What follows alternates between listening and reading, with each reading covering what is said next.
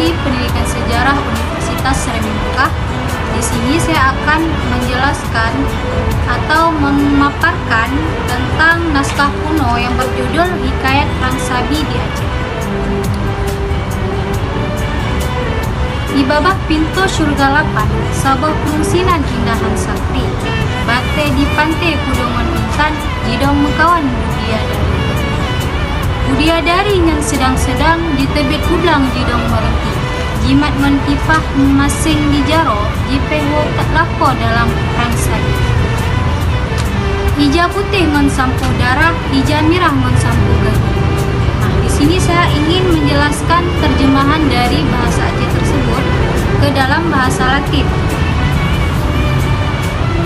Di depan pintu surga nan 8, sebuah sungai indah sekali. Batu di sana bercampur intan, berkawan-kawan para bidadari. Bidadari itu sedang rupawan, keluar ke padang berbaris berdiri, memegang kipas masing di tangan, menanti tunangan dari perang sabit. Kain putih penyapu darah, kain yang merah untuk laki. Nah, itulah bait dari hikayat Perang Sabi yang sangat berkembang dan populer dalam masyarakat Aceh.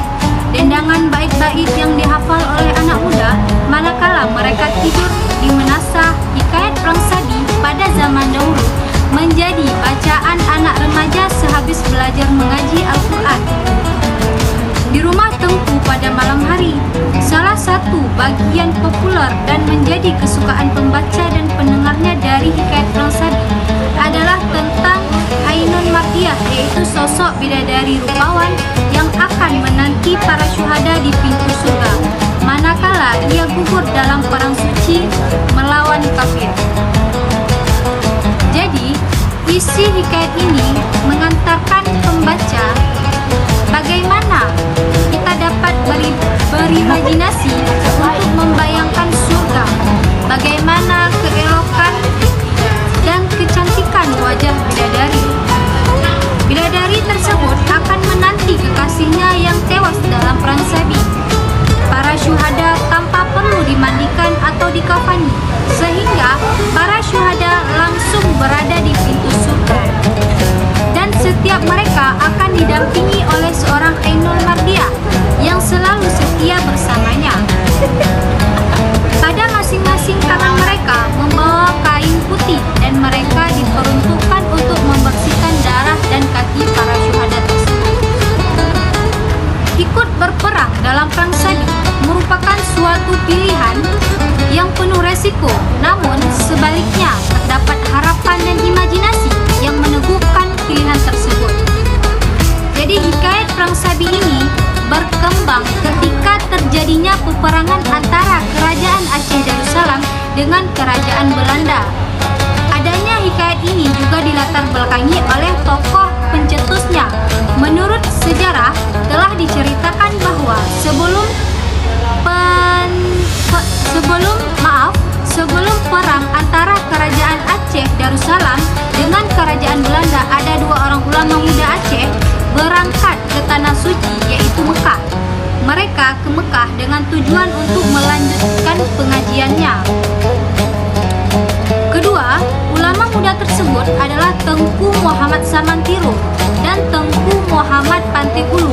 Setelah beberapa mereka bermukim di Mekah, tersiar berita bahwa hubungan Kerajaan Aceh Darussalam dengan Kerajaan Belanda sudah genting, dan pada tahun 1870 semakin bertambah genting hingga berakhir dengan peperangan.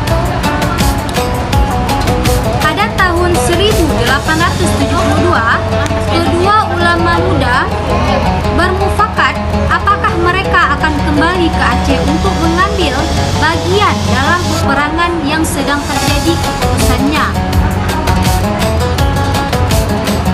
Keputusannya, Tengku Muhammad Samanditiro akan kembali lebih dulu dan Tengku Muhammad Pantegulu akan pulang kemudian.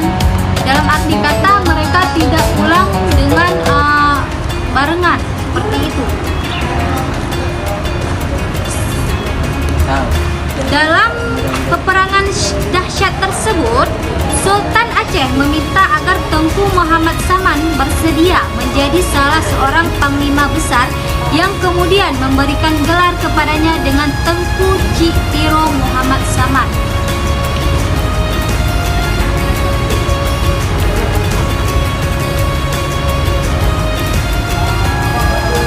Kesimpulannya, Hikayat Perang Sabi adalah kisah tentang kepahlawanan masyarakat Aceh melawan Belanda.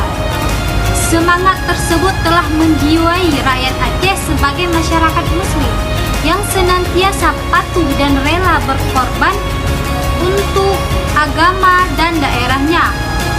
Belanda adalah kafir, maka ia wajib diperangi. Itulah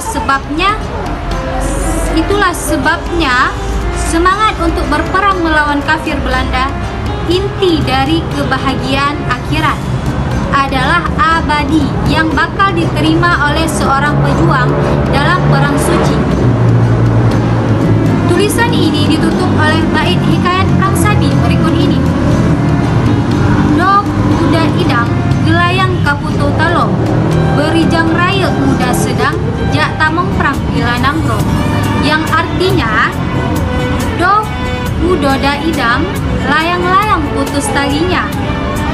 Layang-layang putus talinya, cepatlah besar anak muda sedang, pergi berperang bela negara. Sekian presentasi saya pada hari ini. Terima kasih telah menyaksikan saya. Saya akhiri, wabillahi taufik wal hidayah. Wassalamualaikum warahmatullahi wabarakatuh.